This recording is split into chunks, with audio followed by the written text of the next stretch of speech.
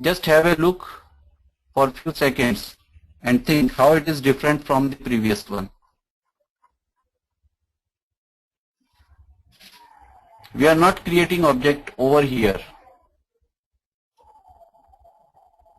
We are assigning null to it. It means we are not creating object when this particular class is loaded into the memory.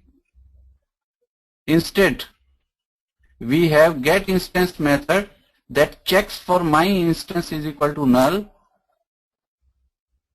and then it assigns it creates the instance and assign it to the my instance variable. So this you can say a thread safe version for audio clip manager. But isn't it thread safe? The previous one, it is also thread safe because the instance gets created as soon as the class is loaded, and this is the only instance. So if number of threads are accessing this particular method, still the same instance will be returned. So this is thread safe. Again, this is also thread safe. What is the difference? The difference is early initialization and late initialization. In this particular example, the instance is created as soon as the class is loaded. So it is early initialization. Whereas in this variation of singleton, this is late initialization. When the class gets loaded, there will be no instance. When this particular method used for the first time, it will create the instance. So just to give you a small introduction to lazy initialization, in many applications it is required to do lazy initialize. Suppose there is a class, while creating its instance, it requires to acquire a lot of resources which consumes time, and you want that your application should start fast, as fast as possible. All the classes and objects are not required at the start of the application. Some are required when a particular request we send to the application. So we do lazy initialization. Lazy initialization allows application to load faster. And then when we require particular object, through the application interface we send the request. At that time the object will get created. So we have these two variations, early initialization and late initialization.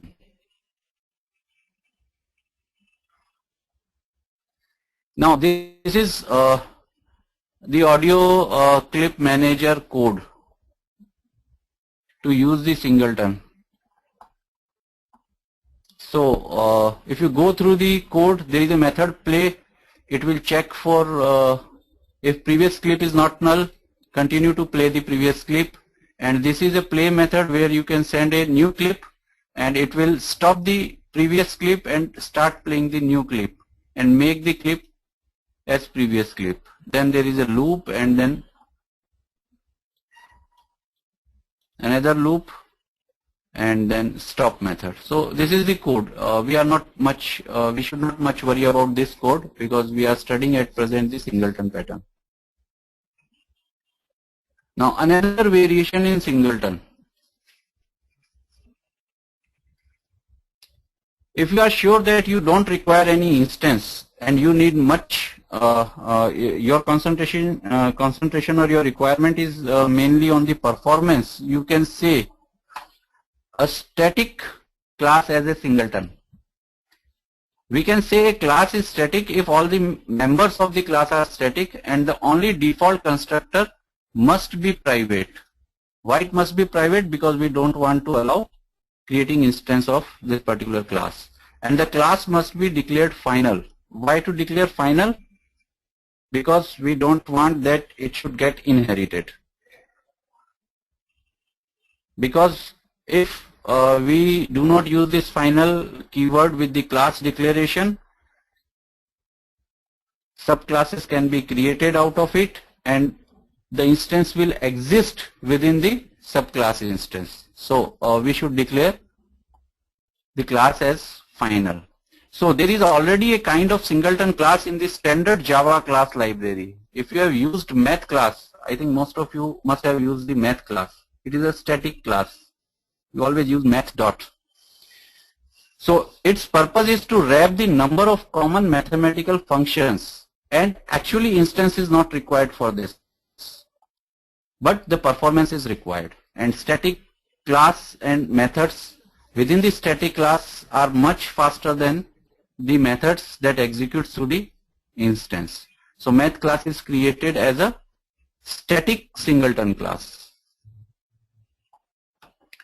The advantages are better performance. Disadvantage is basically, you can say, lots of reprogramming effort required to drop the singleton behavior. Suppose we want instance of math class. So in that case, lot of reprogramming is required throughout the code wherever you are using math class. So actually you must be sure before using static class as a singleton. You must be sure of you don't require any instance, you are not going to implement any of the interface, then go for it. Any instance means instance subclassing also you don't require, and also you don't require to implement any of the interface. So if it comes under this scenario, go for static class as a singleton.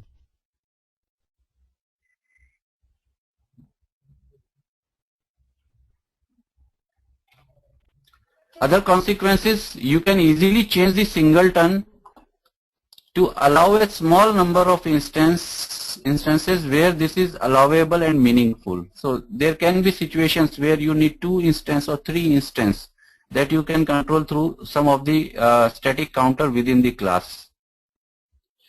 It can be difficult to subclass a singleton, since this can only work if the base single class has not yet been instantiated. So if you want to subclass the singleton, you should your implementation should support that the instance of the subclass will be created only when the base single class instance has not yet been instantiated or created.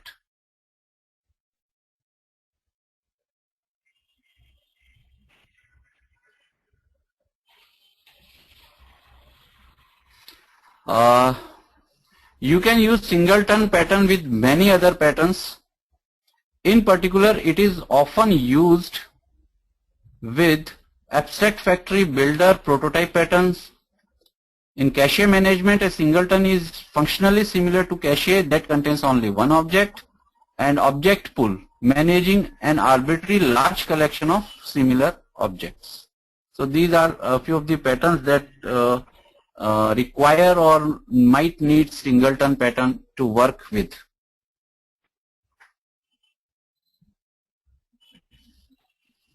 Now just go through this problem and think how you can implement this. Application context. I think you must know about this word, application context. You must have used in some of your application. In most of the web application, all the frameworks provides application context where you can put your data throughout the application life cycle. So there can be only one application context that can exist in an application. So you can easily imagine that application context is a singleton class. Most of the application server provide application context with their framework implementation. But suppose you are developing a desktop application from scratch, you need to create your own application context. So give it a thought, and you have to just think, you have to create an application context, how it should look like. Application context is an object that stores data required throughout the application execution lifecycle. There must only be one instance of this object. It should have methods set or get and remove application wide objects. So normally you need a key pair value where key is string and value can be any object to set into the application context and to get from the application context. And in case if you want to remove that object, you can have a remove from the application context. The application wide object should be accessed by a key of type string, and value normally be either your required object or can be object, any object. So how this can be implemented? Just think of it. I will show you an example.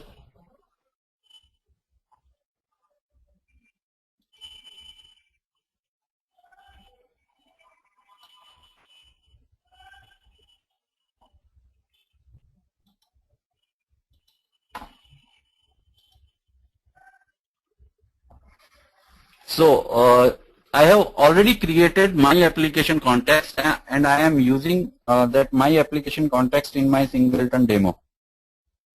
So my application context CTX is equal to my application context dot get instance.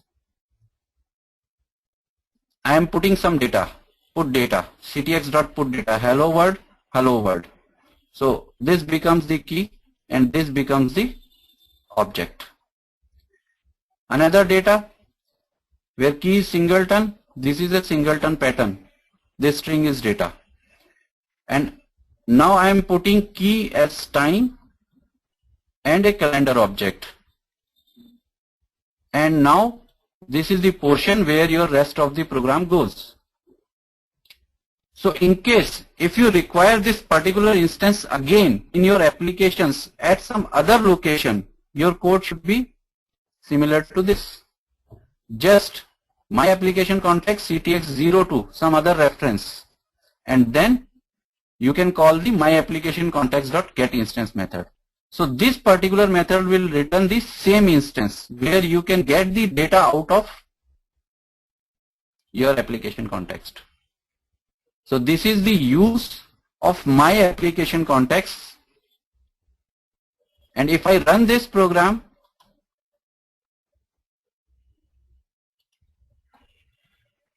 you will see these object gets printed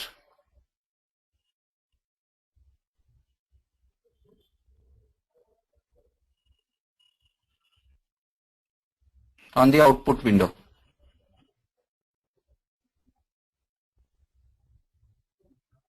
Here is the output.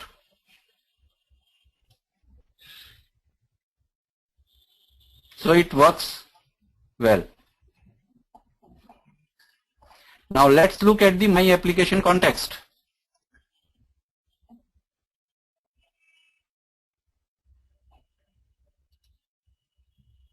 Now if you see, this is static my application context, and I have created early initialization.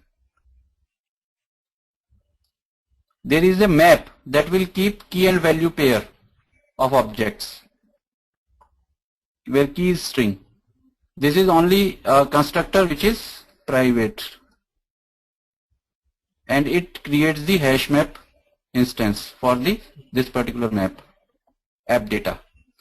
Then we have a static method get instance which returns this application context, and then get data, put data. Similarly you can have here remove data also.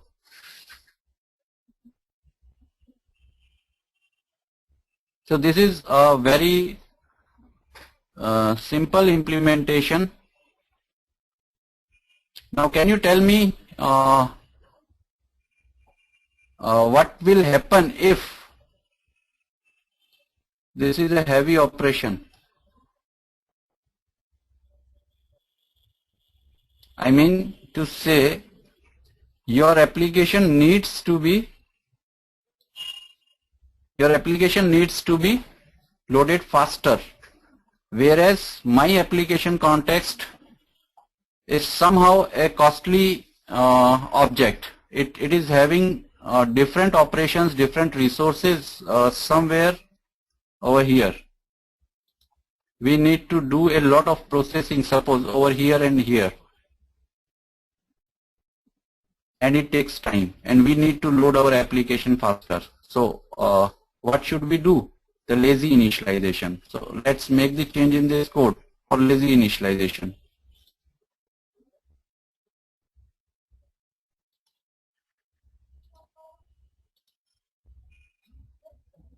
What I should do is,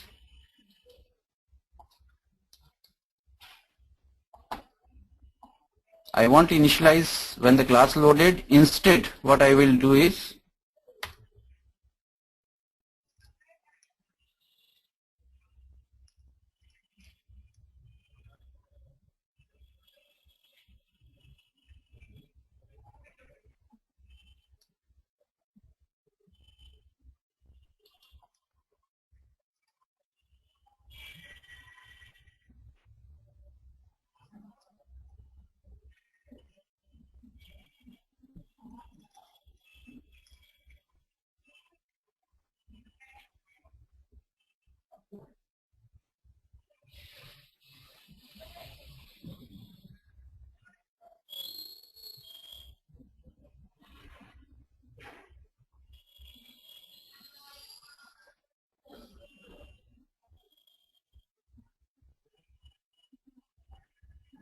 so I'm not creating object over here when the class loads.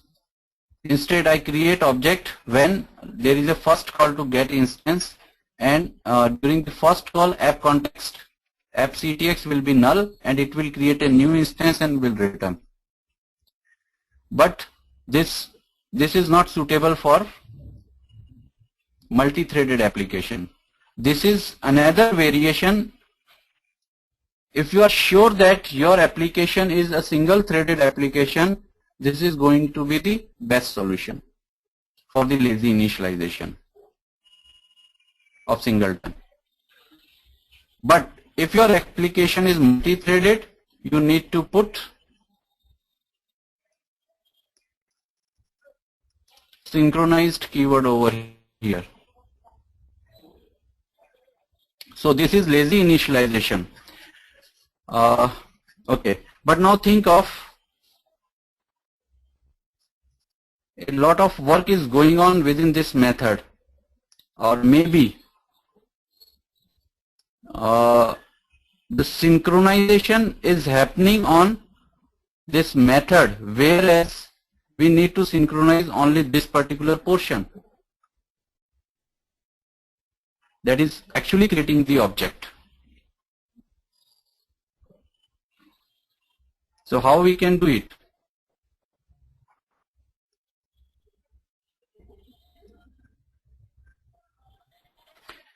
Again, I will let you explain it again. Suppose there are lots of threads accessing this particular method. Only the first thread actually checks for the null and create instance. All rest threads are not null. This condition will get false and the only instance will be returned. But all other thread unnecessarily accessing the synchronized method. That is not needed because synchronization is an overhead. So what we should do is, instead of using synchronized keyword over here, what I can do is I can just synchronize this block.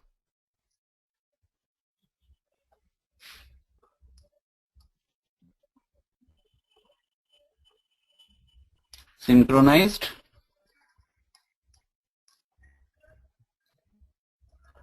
my application context.class.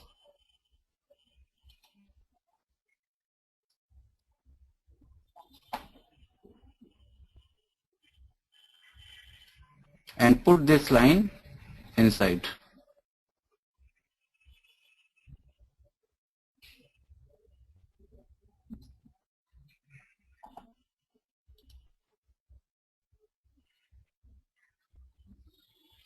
So the first thread, when enters into this method, it will found this null and enter into the synchronized block. Suppose there is a second thread entered simultaneously within this particular method, it will wait over here in the synchronized block. So if the first thread comes alone, this is okay, but this is a faulty implementation. Why? If 2 or 3 or more threads enter simultaneously, all will be null initially. So all threads will wait over here. Only one thread will given access with inside the synchronized block, and it will create the instance. When that particular thread move outside of the synchronized block and another thread will be given access to the synchronized block, it will again create a new instance. So we have to check double over here. So I have to give another condition over here.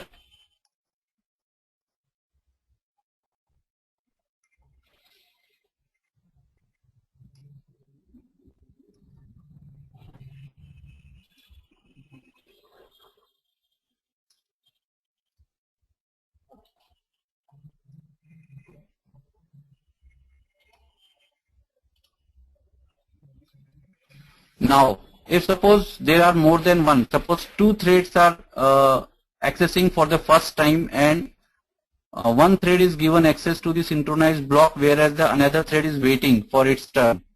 So the first thread will have appctx null, and it will create a new instance, and it leaves the synchronized block. As soon as it leaves, the second thread will be given access to the synchronized block, and now appctx is not null, so it will go directly.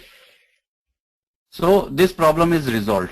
Now the question that comes in mind of many of the attendees over here is why this condition is required. We can have just this particular block. So this condition is again required for the performance improvement. We call it as double check. How it improves the performance? Say, imagine a website where thousands of users or hundreds of users accessing simultaneously, and every user needs this application, every user's request needs this application context. So there are 100 threads accessing simultaneously get instance method, and if we don't have this particular condition,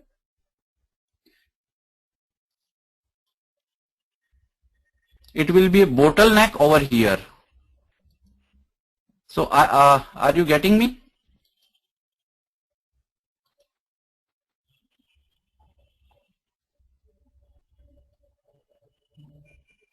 There are many threads entering into this method. If we don't have this condition, all threads will be waiting here, only one thread will be given access. After that, remaining thread one by one given access into the synchronized block, and that will degrade the performance of application. So as soon as we have the application context, this condition holds true, holds false, and remaining thread without entering into synchronized block will return the application context. So this is a tremendous performance improvement for a website that is very busy. So we need to double check over here. So this is another variation. So depending on basically the requirement of your application, you can use the singleton variation. Let's see how many variations we have seen till now.